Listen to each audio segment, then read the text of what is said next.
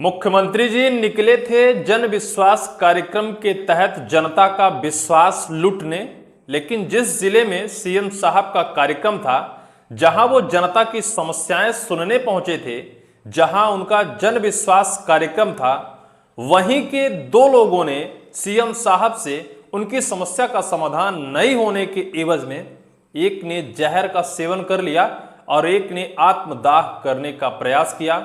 और अगर ऐसा हो रहा है मध्य प्रदेश के मुख्यमंत्री मोहन यादव के कार्यक्रम में, तो क्या ये मान लिया जाए कि जितने सारे ऐसी योजनाएं चलाती हैं, जन विश्वास कार्यक्रम जो चलाया जा रहा है, वो सिर्फ सोशल मीडिया में स्टंटबाजी के लिए है या फिर दिखावे के लिए है, जनता तक पहुंचाने के लिए है कि जनता का विश्वास जीता जा रहा है। जन विश्वास कार्यक्रम योजनाओं का मूल्यांकन करने मध्य प्रदेश सरकार निकली है। दतिया चुनाव हार जाने के बाद उन योजनाओं का भी मूल्यांकन किया जा रहा है जिन योजनाओं के माध्यम से मध्य प्रदेश की जनता तक डायरेक्ट या फिर इनडायरेक्ट माध्यम से उनके खाते में या फिर उनके घर तक योजनाओं का लाभ पहुंचाया जा रहा है। लेकिन सरकार इस वजह से चिंतित थी कि इतनी सारी योजनाएं, इतनी सारी रेवड़ियां बांट देने के बावजूद भी दतिया में चुनाव हार जाना कहीं ना कहीं सरकार के गले से कुछ हजम हो नहीं रहा था। चुनाव हार जाने के बाद जन विश्वास कार्यक्रम का आयोजन किया गया, जिसमें जिले में शायद बड़े नेता, मुख्यमंत्री हों, मंत्री हों, उप मुख्यमंत्री हों, बड़े बड़े नेता बड़े बड़े कार्यक्रम कर रहे हैं, जनता की समस्या सुन रहे हैं, डायरेक्ट जनता से मिल रहे हैं और उनकी समस्याओं का समाधान कर रहे हैं। इसी कार्यक्रम के तहत बीते दिनों मध्य प्रदेश के मुख्यमंत्री मोहन यादव जी टीकमगढ़ जिले पहुंचे थे, जहां जनता की समस्या सुननी थी, समस्याओं का समाधान करना था, जनता का विश्वास पाना था। लेकिन हुआ क्या, सीएम साहब टीकमगढ़ में मौजूद थे। एक किसान युवक आता है और उस किसान की समस्या होती है कि उसके जमीन पर दबंगों ने कब्जा कर लेते हैं। जमीन का सीमांकन कराने के लिए कई बार आवेदन निवेदन वो पहले से प्रशासन के सामने कर चुका था। सीमांकन ना होने के एवज में वो डायरेक्ट सीएम साहब से मिलकर अपनी समस्या सुनाना चाहता था, लेकिन पुलिस वालों ने सीएम साहब से नहीं मिलने दिया, उन्हें बाहर ही रोक दिया। जब बाहर ही रोक दिया तो उस युवक की पत्नी और 2 बच्चियां उसके साथ आई थी। उसने बाहर ही सीएम साहब के कार्यक्रम महज 100 मीटर की दूरी में ही उसने जहर का सेवन कर लिया। जब देखा कि उसकी हालत खराब है तो पुलिस वालों ने उसे रिक्शा या फिर ऑटो के माध्यम से अस्पताल तक पहुंचाया। उसकी हालत में कहा जा रहा है कि सुधार है, लेकिन एक किसान कब तक अपनी समस्याओं को लेकर आत्महत्या करता रहेगा। सिर्फ एक समस्या टीकमगढ़ में नहीं है, टीकमगढ़ में ही उसी दौरान एक और शख्स ने आत्मदाह करने का प्रयास किया। वजह सामने निकल कर नहीं आई, क्या समस्या थी उसकी, क्यों उसने आत्मदाह करने का प्रयास किया। लेकिन सीएम साहब के उपस्थिति में अगर ऐसा कुछ किसान कर रहा है तो किसान कितना समृद्ध है, कितना सशक्त है, जन विश्वास कितना है जनता का मध्य प्रदेश सरकार के प्रति, मोहन यादव जी के प्रति, या फिर किसान कितना सकुशल है, कितना समृद्ध और सशक्त है, ये प्रत्यक्ष और जीता जागता उदाहरण टीकमगढ़ का निकल कर आया है। जहां अगर सीएम साहब के कार्यक्रम के सामने युवक या फिर किसान आत्मदाह करने का प्रयास कर रहे हैं, इसका मतलब न तो प्रशासनिक अधिकारी कोई कुछ सुन रहा है और ना तो स्वयं मुख्यमंत्री मोहन यादव किसी की संवेदना को समझ रहे हैं, किसी के दर्द को समझ रहे हैं, उसकी समस्या को समझ रहे हैं। सिर्फ स्टंटबाजी हो रही। खबर पर ले चलता हूं। हिंदुस्तान लिखता है, एमपी में सीएम मोहन यादव के कार्यक्रम में हंगामा, किसान ने खाया जहर, दूसरे व्यक्ति ने की आत्मदाह का प्रयास। टीकमगढ़ निवासी सत्येंद्र कुशवाहा अपनी पत्नी और बेटी के साथ मुख्यमंत्री से मिलने और उन्हें अपनी समस्या बताने पहुंचे थे। बताया जा रहा है कि सत्येंद्र कुशवाहा अपनी जमीन पर कथित तौर पर दबंग द्वारा किए गए कब्जे की शिकायत मुख्यमंत्री के सामने रखना चाहते थे। हालांकि आरोप है कि पुलिस ने उन्हें मुख्यमंत्री से मिलने नहीं दिया। इसके बाद उन्होंने नगर पालिका परिषद के बाहर कथित तौर पर जहरीला पदार्थ खा लिया।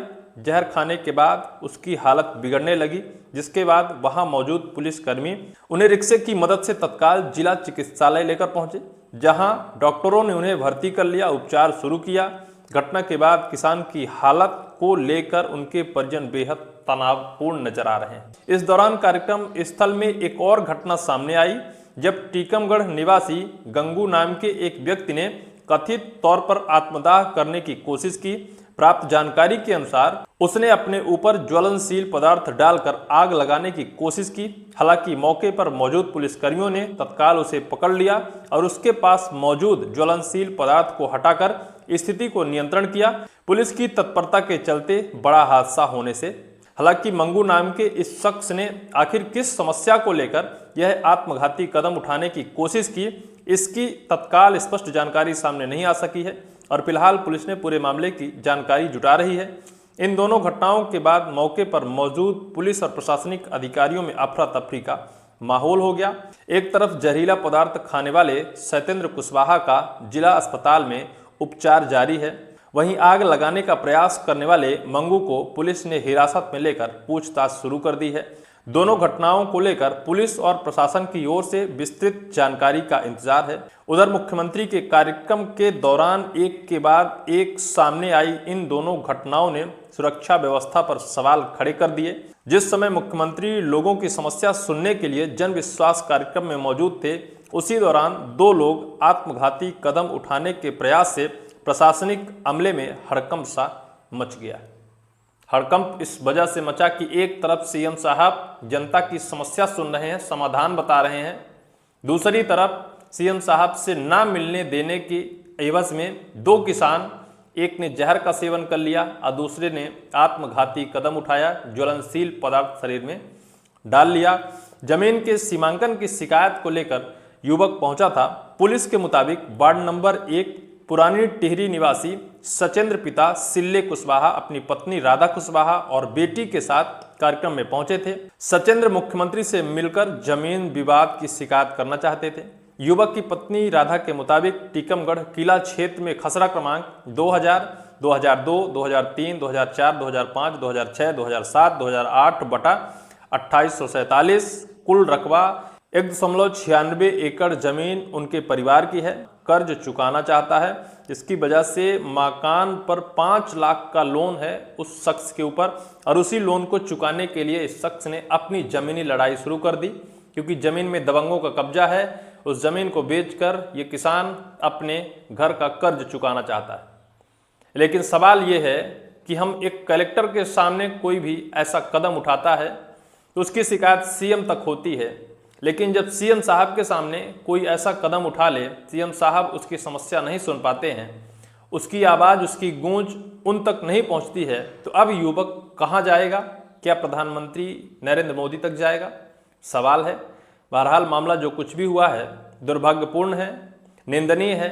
ऐसी घटनाएं नहीं दोहराई जानी चाहिए। मध्य प्रदेश कृषि प्रधान देश है, किसानों का प्रदेश है, इस वजह से ऐसी घटनाएं होती हैं तो कृषकों का मनोबल घटता है।